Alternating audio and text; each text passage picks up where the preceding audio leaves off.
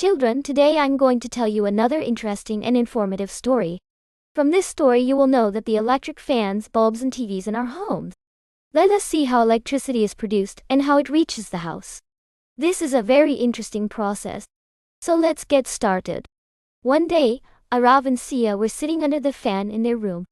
Pointing towards the fan, Sia asked, "Brother, how does this fan work? How does electricity come to our house?" Arav also liked this question very much. Both of them immediately went to their grandfather and asked, "Grandfather, how is electricity generated in the house, and how does it reach here?" Grandfather smiled and said, "That's a very good question, kid. Come on, let me explain it to you in an easy way." Grandfather said to generate electricity, first of all we need energy. This energy can be taken from water, wind, coal, sun or gas. Let us understand it with an example.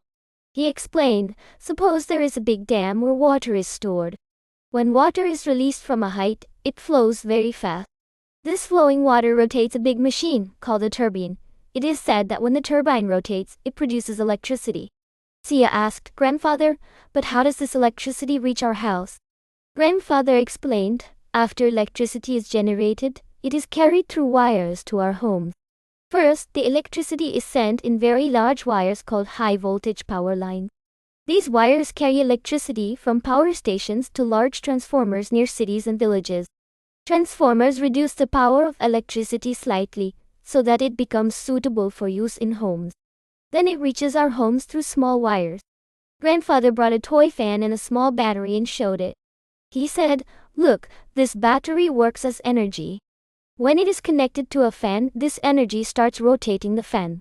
Then he said, "Now imagine instead of the battery, there is a big dam and the fan is our house. When the water in the dam rotates the turbine, electricity is generated and it reaches the house through wires. Similarly, electricity in our houses reaches." When Arif asked grandfather, "Is electricity made only from water?" So grandfather explained that there are many ways to generate electricity. Let us understand these in a little more detail.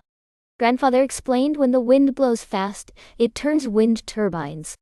The large fans, blades, of the windmill rotate due to the force of the wind. These blades rotate the turbine, which is connected to the generator.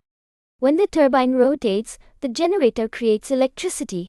Wind energy is mostly used in places where strong winds blow, such as mountainous areas, seaside, or open fields.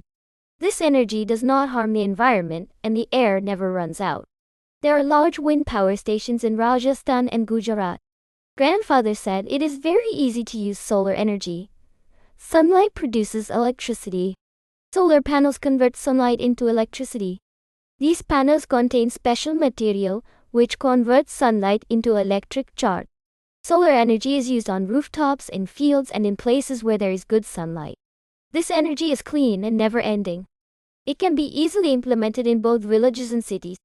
In India, large solar plants are installed in Rajasthan, Gujarat, and Maharashtra. Grandfather said, by burning coal, steam is created, which rotates the turbine and electricity is generated. This is the oldest and common method. Coal is burnt in big kilns. This process releases heat, which turns water into steam. This steam moves very fast and rotates the turbine. The turbine is connected to a generator which creates electricity. Electricity generated from coal is used in big cities and industrial areas. This method generates cheap electricity and works on a large scale. But coal causes pollution, and it is a slowly depleting natural resource. In India, electricity is generated from coal in states like Jharkhand, Chhattisgarh, and Odisha. Grandfather said, electricity is a very precious thing. We should never waste it. Like switching off unnecessary lights and using electricity properly. This will not only reduce our bills, but will also save the environment. So children, from this story we learn that electricity can be generated from water, wind, sun, or coal. It reaches our homes through big wires and transformers. This is a wonderful miracle of nature and science. Next time you turn on the lights, remember this science and understand the value of electricity.